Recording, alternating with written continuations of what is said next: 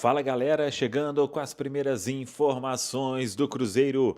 Neste sábado, a preparação será encerrada para o duelo diante da equipe do Santos. O Cruzeiro vai mesmo para Santos com o time completamente reserva. Venda de ingressos para o jogo da semifinal diante do Corinthians. Tudo isso você confere a partir de agora na Samuca TV. Vamos lá pessoal, antes aquele pedido sempre importante para você deixar o like, hein? É só clicar aí no joinha, você vai curtir o vídeo. Você que ainda não é inscrito aqui na Samuca TV, faça a inscrição. Na sequência, ative o sininho para não perder nenhum conteúdo. Vamos juntos com as primeiras do dia neste final de semana de última rodada da Série A do Campeonato Brasileiro. Inclusive tem um jogo hoje. O Mirassol enfrenta aí um time reservaço do Flamengo. Esse jogo no interior de São Paulo. O Mirassol já garantido na quarta colocação e com essa posição não muda. Pode aí chegar a 69 pontos e ficaria um ponto atrás ainda do Cruzeiro, mesmo que o Cruzeiro seja derrotado pelo Santos neste domingo na Vila Belmiro. Esse jogo foi até antecipado por causa do duelo do Flamengo no Mundial de Clubes, aquele Mundial antigo. O Flamengo joga na quarta-feira e como já é campeão, esse jogo não vale mais nada, então a partida foi antecipada para este sábado, às 18h30.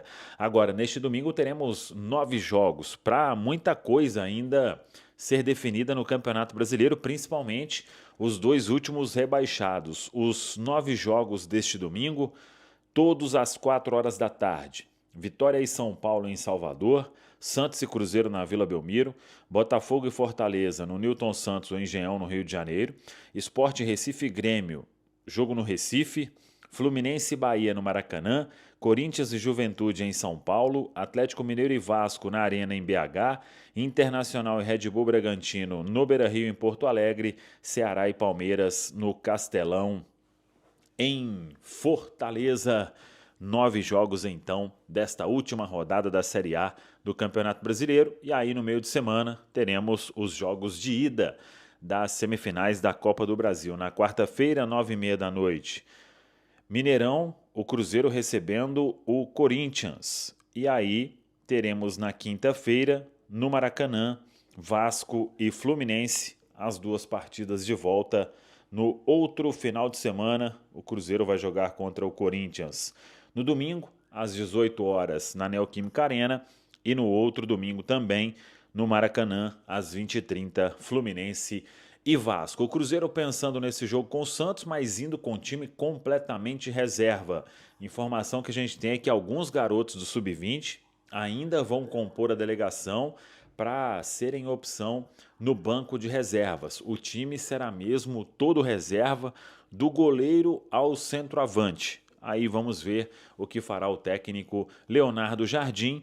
Titulares ficarão em Belo Horizonte para continuar a preparação para o jogo de quarta-feira diante da equipe do Corinthians. O Cruzeiro trabalhando, claro, aí com o descanso para que possa ter todo mundo inteiro na quarta-feira no Mineirão. Por falar em quarta-feira no Mineirão, ingressos praticamente esgotados. Claro que pode pintar uma coisa ou outra ali no sistema, tem que entrar e atualizar, mas foi uma venda absurda.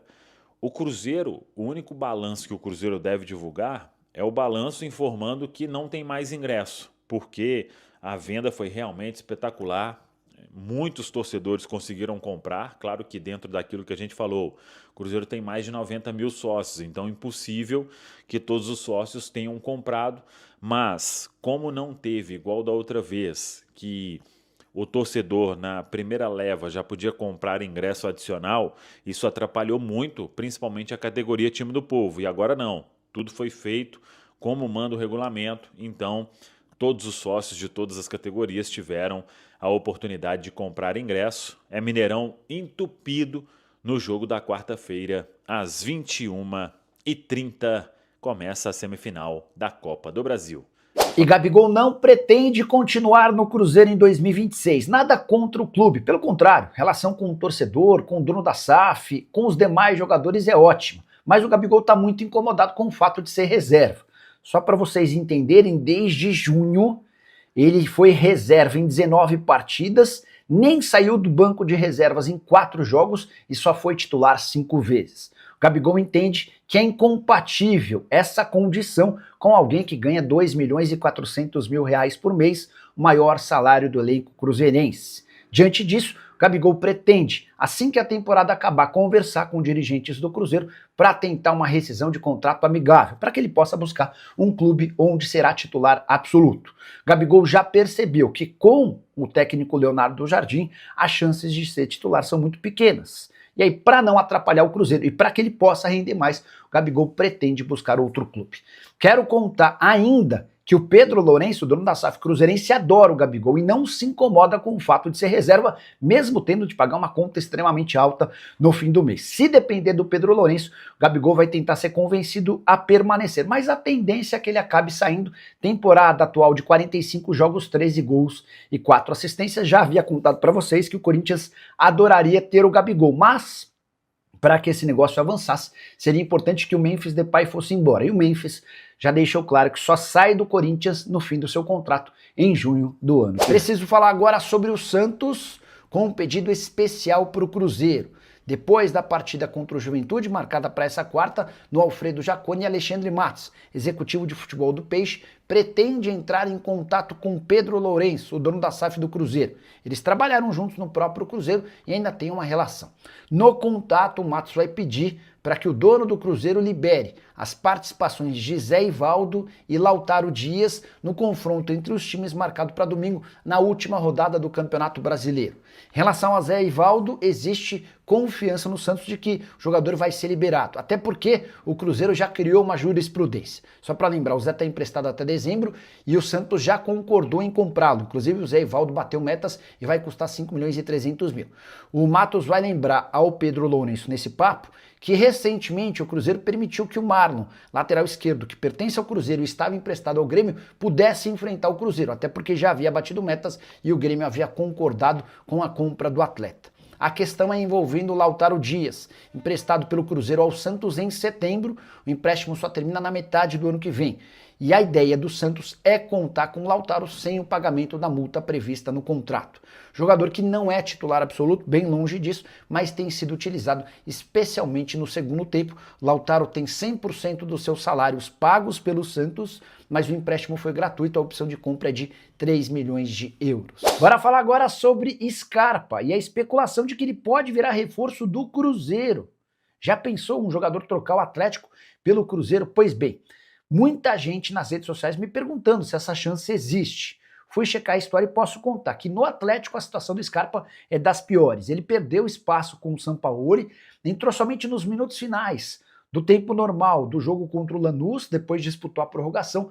Na partida contra o Flamengo, a primeira depois da final da Sul-Americana, o Scarpa nem saiu do banco de reservas. Então é natural imaginar que o Atlético tope negociar o Scarpa, mas vai tentar recuperar parte ou todo o investimento feito de 5 milhões de euros quando da compra do atleta junto ao Nottingham Forest.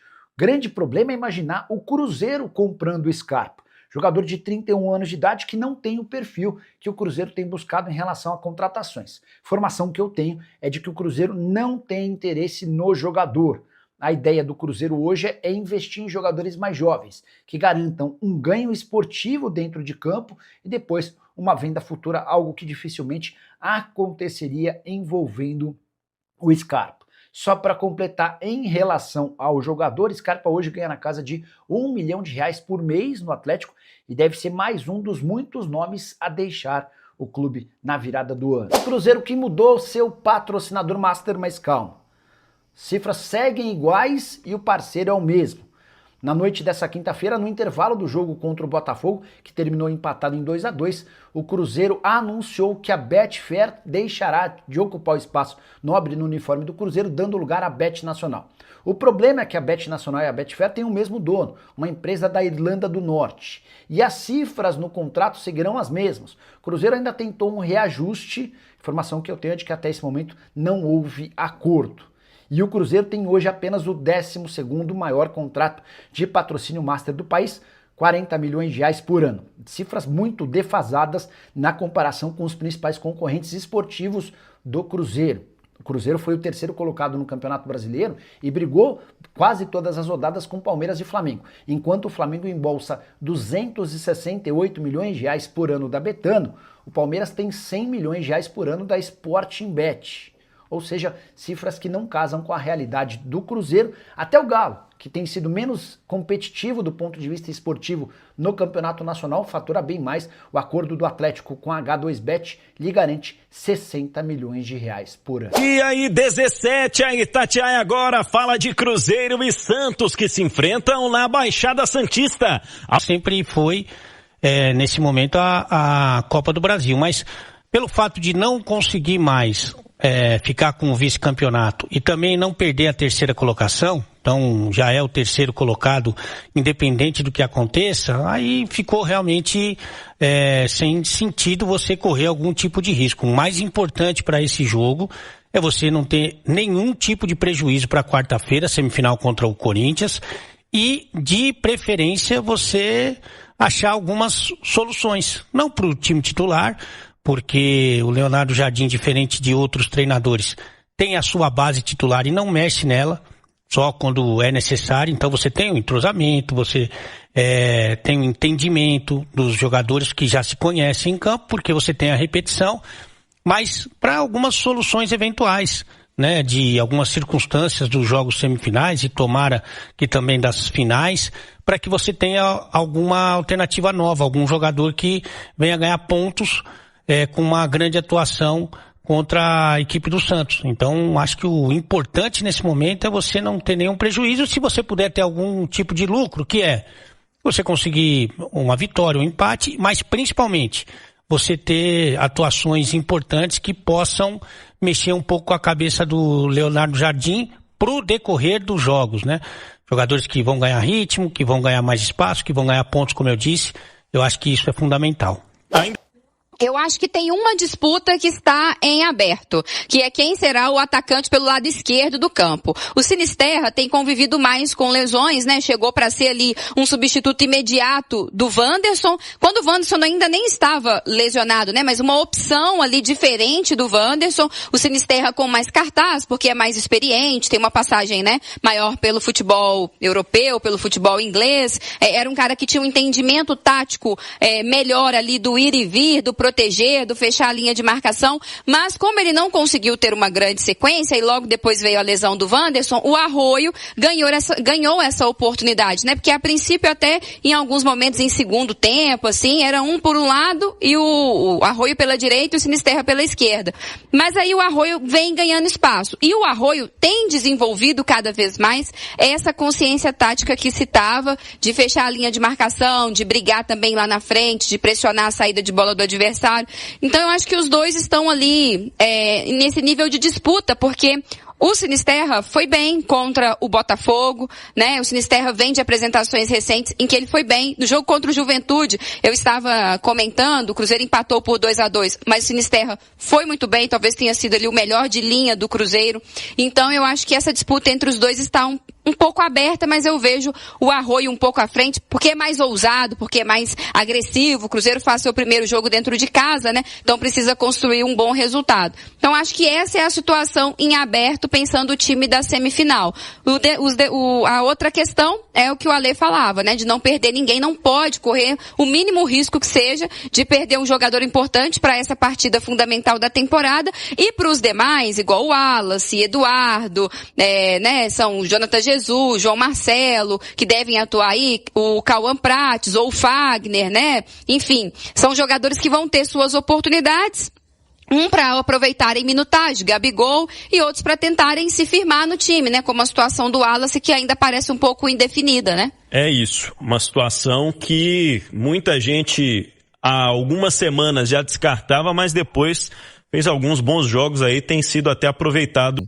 Produto que ele está vendendo, e ele espalhou em vários supermercados, né? O BH foi um deles. Aí a turma, nossa senhora, o Neymar tá chegando, o Neymar tá sendo contratado. Não é isso, né, gente? Isso chama ação promocional, né, Pedro Abílio? Muita calma nessa hora. Exatamente. Muita calma nessa hora. É muita cifra envolvida. Valeu demais por acompanhar mais um Giro de Notícias do Cruzeiro. Se você gostou das informações, já deixa aquele like, se inscreve no canal e ative o sininho para ficar por dentro de tudo que rola na Toca da Raposa. Aqui você sempre recebe notícias com clareza, responsabilidade e muito respeito pela Nação Azul. O nosso compromisso é manter atualizado todos os dias, com fatos, informações e paixão pelo Cruzeiro. Tamo junto demais, a gente se vê no próximo vídeo e forte abraço!